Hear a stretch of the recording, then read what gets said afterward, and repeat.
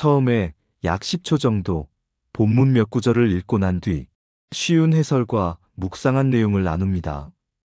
당신의 오늘 하루에 아름다운 하나님의 선물이 되길 바랍니다.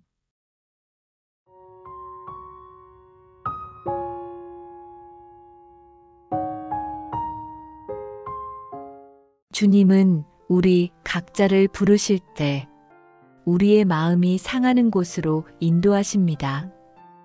우리 인생 속에서도 우리를 당황케 하는 하나님의 부르심이 있습니다. 하나님의 부르심이 무엇인지 정확하게 말하기는 쉽지 않습니다. 언제나 드러나지 않게 나타나는 하나님의 부르심은 마치 바다의 부름 같습니다. 아무도 듣지 못하지만 자신 안에 바다의 성품을 가진 사람은 들을 수 있습니다. 하나님의 부르심이 무엇인지 분명하게 말할 수 없는 이유는 하나님의 목적을 위해 그분 자신의 동료가 되라는 것이 그 부름의 목적이기 때문입니다.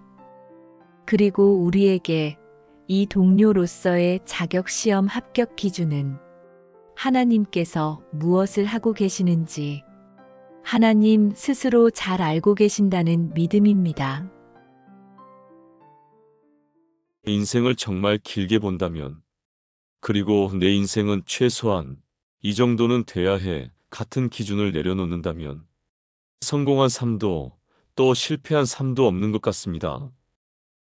우리는 자아 개념이 너무 강해서 언제나 삶을 나 중심으로 바라보고 모든 것을 내 위주로 해석을 합니다.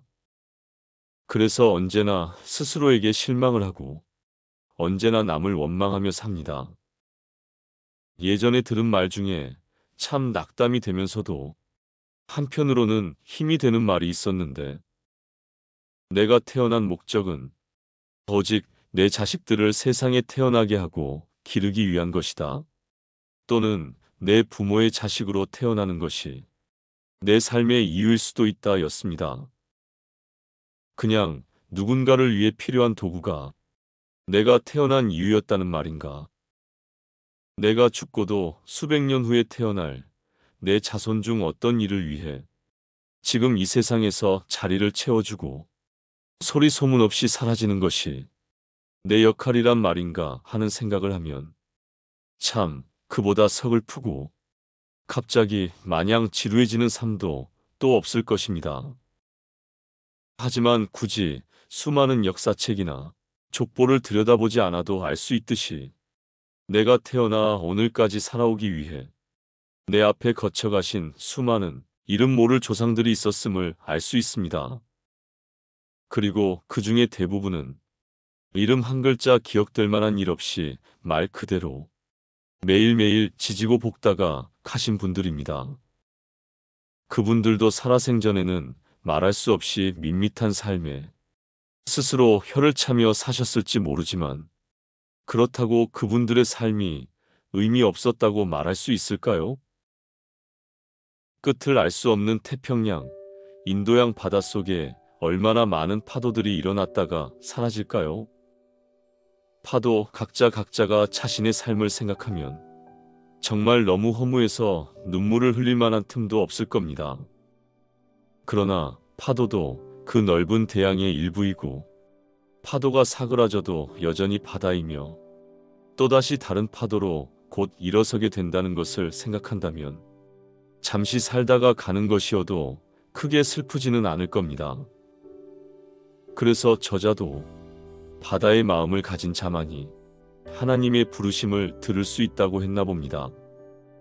파도 하나로서의 개성과 삶의 의미를 주장하지 않고 바다 전체로서의 자신을 바라보며 바다에게 나를 온전히 맡김으로써 파도로서는 헤아릴 수 없는 바다의 일을 돕는 그런 삶을 사는 것. 그것이 진정한 하나님의 자녀의 삶이라는 말을 하고 싶었던 것 같습니다. 파도가 자신의 모양이나 쓸모, 그리고 언제부터 언제까지 파도로서 살아갈지에 대해 스스로 결정할 수 없는 것처럼 우리도 삶이 주어져서 살지만 너무 내 인생이라고 주장하기보다는 대신 하나님을 굳게 믿고 어떤 삶을 살게 하시던 그냥 그 자리에서 묵묵히 살아내는 것이 중요하지 않을까 하는 생각을 해봅니다. 오늘도 무언가 좀 특별한 파도가 되지 못해 안달이 났었던 저를 향해 딱 맞는 내용이 아닐 수 없네요.